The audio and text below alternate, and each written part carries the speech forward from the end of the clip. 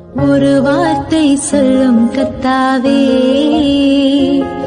என் வாழ்க்கையெல்லாம் செழிப்பாகுமே. ஒரு வார்த்தை சொல்லும் கர்த்தாவே, என் வாழ்க்கையெல்லாம் செழிப்பாகுமே. ஆண்டவராகிய இயேசு கிறிஸ்துவின் இனிதான நாமத்திலே ஒரு வார்த்தை சொல்லும் கர்த்தாவே என்ற தியான நிகழ்ச்சிக்கு உங்களை அன்புடன் வரவேற்கிறோம். கர்த்தர் கிருபையாய் தந்த இந்த நல்ல நாளிலும் மீண்டும் உங்களை கர்த்தருடைய வார்த்தை மூலம் சந்திப்பதிலே மிக்க மகிழ்ச்சி அடைகிறோம். நீங்கள் எல்லாரும் சுகமாக இருக்கிறீர்களா?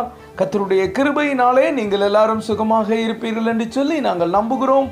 கர்த்தருடைய கிருபையும் சமாதானமும் உங்கள் குடும்பங்களிலே பெருகுவதாக.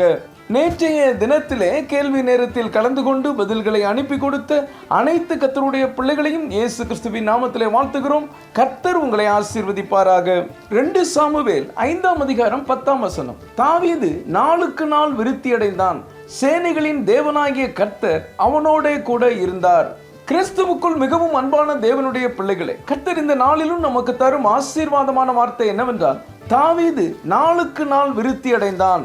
கர்த்தரை தெய்வமாக கொண்டிருக்கிற நீங்களும் நானும் ஒவ்வொரு நாளும் விருத்தி அடைய வேண்டும். நம்முடைய ஆவிக்குரிய வாழ்க்கையிலும் உலக பிரகாரமான வாழ்க்கையிலும் நாம் வளர்ந்து பெருக வேண்டும். நம்முடைய வளர்ச்சி ஓரிடத்தில் நின்றுவிடக்கூடாது. கர்த்தர் நம்மை ஆசீர்வதித்து பெருக பண்ணுகிறார். நம்முடைய வளர்ச்சியை தடை பண்ணும் பல்வேறு தடைகள் வரலாம். பிரச்சனைகள், தடைகள் வந்தாலும் அதற்கு பின்பு நம்முடைய எல்லைகள் நிச்சயம் பெரிதாகும், விரிவடையும். தாவீதின் வாழ்க்கையில் எத்தனையோ பிரச்சனைகள், போராட்டங்கள் வந்தது. ஆனாலும் அவன் நாளுக்கு நாள் விருத்தி அடைந்தான். தாவீதைப் போல நீங்களும் நாளுக்கு நாள் விருத்தி அடைவீர்கள். 1 நாளாகமம் 4ஆம் அதிகாரம் 10ஆம் வசனத்தை நாம் வாசிப்போம். யாபேஸ் இஸ்ரவேலின் தேவனை நோக்கி, தேவரீர் என்னை ஆசீர்வதித்து என் எல்லைகளை பெரிதாக்கி உமது கரம் என்னோடு இருந்து தீங்கு என்னை துக்கப்படுத்தாதபடிக்கு அதற்கு என்னை விலக்கி காத்தருளும் என்று வேண்டிக் கொண்டான். அவன் வேண்டிக் கொண்டதை தேவன் அருளினார். எனக்கன்பான தேவனுடைய பிள்ளைகளே, யாபேஸ் எவ்வளவு அருமையான ஜெபத்தை ஏறெடுக்கிறார் பாருங்கள். தேவரீர் என்னை ஆசீர்வதித்து என் எல்லையை பெரிதாக்கும் என்று ஜெபிக்கிறார். இன்றைக்கு நீங்களும் நானும் யாபேஸை போல ஜெபிக்கும் போது கர்த்தர் நம்முடைய ஜெபத்தை கேட்பார், நம்மை ஆசீர்வதிப்பார், நம்முடைய எல்லைகளை பெரிதாக்குவார். உங்கள் வியாபாரம், தொழில் விருத்தியாகும். உங்கள் ஊழியத்தின் எல்லைகள் விரிவாகும். உங்கள் குடும்பத்தில் கர்த்தருடைய ஆசீர்வாதம் பெருகும். எத்தனை பேர் கர்த்தருடைய வார்த்தையை விசுவாசிக்கிறீர்கள்? விசுவாசிக்கிறவர்கள் ஆமென் என்று சொல்லுங்கள். ஆதியாகமம் 26ஆம் அதிகாரம் 22ஆம் வசனத்தை நாம் வாசிப்போம். பின்பு அவ்விடம் விட்டு பெயர்ந்து போய் வேறொரு துறவை வெட்டினான். அதை குறித்து அவர்கள் வாக்குவாதம் பண்ணவில்லை.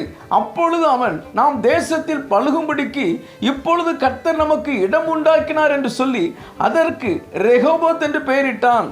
ஈசாக்கின் வாழ்க்கையில் பிரச்சனை மேல் பிரச்சனை வந்து கொண்டே இருந்தது. ஒரே வாக்குவாதம், ஒரே பிரச்சனை. அவன் உழைப்பை மற்றவர்கள் அபகரித்துக் கொண்டார்கள். ஒரு வளர்ச்சி இல்லை.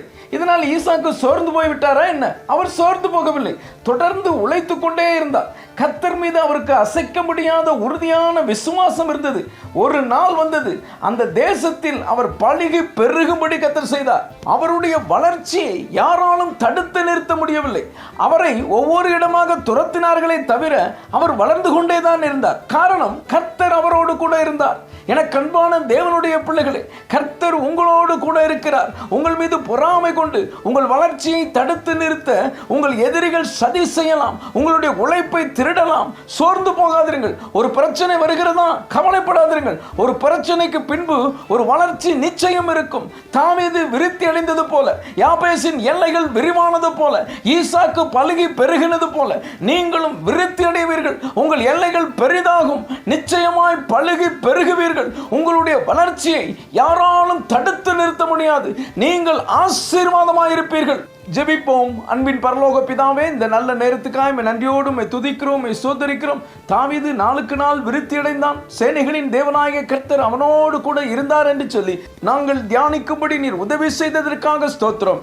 இந்த வார்த்தைகளை கேட்டுக்கொண்டிருக்கிற உடைய பிள்ளைகளுடைய வாழ்க்கையிலே தடைகள், பிரச்சனைகள் வந்தாலும் உடைய பிள்ளைகளுடைய எல்லைகளை நீர் பெரிதாக்கி அவர்கள் விருத்தி அடையும்படி நீர் ஆசீர்வதிக்கிறதற்காக ஸ்தோத்திரம். இயேசுவின் மூலம் ஜெபிக்கிறோம் நல்ல பிதாவே, ஆமென், ஆமென். இன்றைய கேள்வி, ரெகோபோத் என்று பெயரிட்டது யார்? ஏ ஆபிரகாம், பி யாக்கோபு, சி ஈசாக்கு, டி மோசே.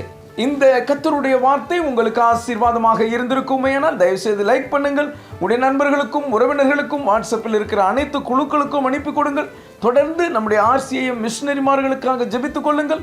கர்த்தர் உங்களையும் உங்கள் குடும்பத்தின் பிள்ளைகளையும் ஆசீர்வதிப்பாராக.